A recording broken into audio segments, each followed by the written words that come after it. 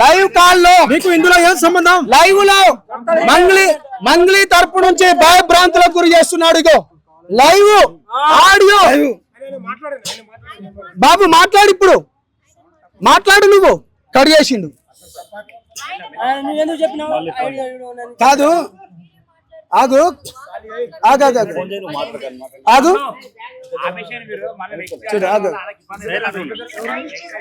చూడండి, ఒక్క నిమిషం చూడండి. మళ్ళీ బిజీ అట.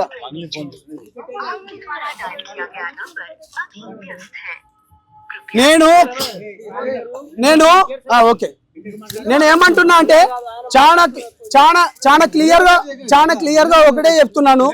ఇవాళ లైవ్ లో ఉన్నప్పుడు మీరే చూస్తున్నారు ఏ విధంగా థ్రెటన్స్ వస్తున్నాయో. మీరు లైవ్ ఇన్ని కెమెరా ఛానల్స్ ఉండంగా, ఇంతమంది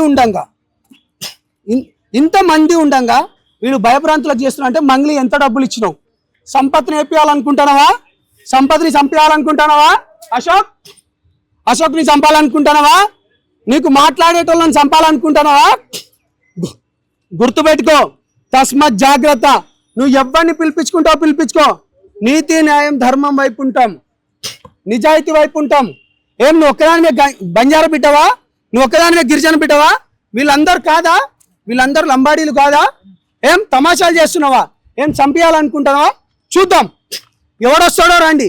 అరే నువ్వు ఎవరైతే ఫోన్ మాట్లాడో నీకు నేను మళ్ళీ చెప్తున్నా, నేను ఎవరు అనేది 2 రాష్ట్ర ప్రజలకు తెలుసు. నేను ఎవరు ఏ విధంగా కొట్లాడుతానని తెలుసు. నువ్వు లైవ్లోనే నువ్వు బెదిరించే అంత పోటు మొగని వారా నువ్వు? బరాబర్ చెప్తున్నా. అరే నీలాంటి మంగ్లీలు నీకెంత డబ్బులు ఇచ్చిందో నాకు తెలియదు, మంగ్లీ నీకు ఎన్ని కోట్లు ఇచ్చిందో నాకు తెలియదు. మొత్తానికైతే మంగ్లీ చంపేయాలని చూస్తున్నది. మంగ్లీ మీరే సాక్ష్యము. లైవ్లో వాడు ఏ విధంగా మాట్లాడిండు, లైవ్లో మీ ముందే థ్రెటన్ చేస్తుండంటే మంగ్లీ చాలా క్లియర్గా నన్ను చంపేయాలని చూస్తుంది. మంగ్లీ పేరు చెప్పుకుంటూ వాడు మాట్లాడుకుంటూ ఇప్పుడు కాల్ కట్ చేసిండు. నేను ఒక్కడే చెప్తున్నాను, బాధితుల పక్షాన నిలబడతాం, బాధితులకు అండగా ఉంటాం.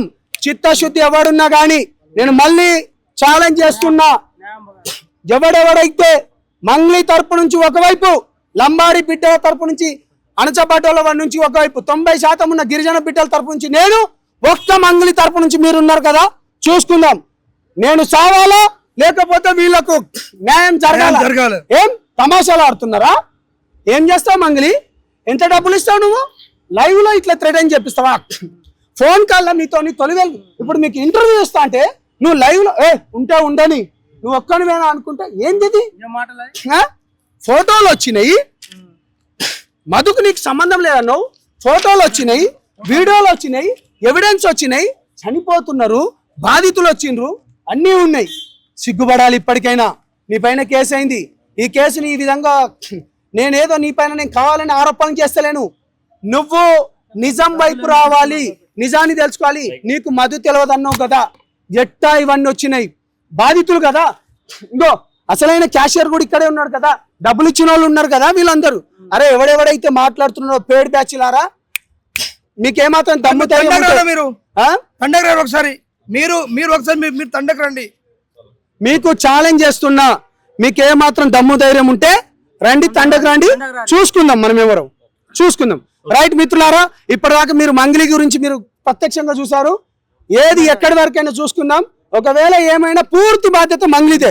వీళ్ళ దాంట్లో కూడా ఏమైనా ఉన్న, ప్రత్యూషకు కూడా ఏమైనా, అదే విధంగా అశోక్ కూడా ఏమైనా, ముఖ్యంగా రమేష్ కు కూడా ఏమైనా, మంగ్లీ నువ్వు నీ పేడ్ బ్యాచే కారణం. మళ్ళీ చెప్తున్నా, నిజం వైపు నిలబడతాం, పోరాడతాం, ఎంతవరకైనా ఉంటాం. థ్యాంక్ యూ మిత్రులారా.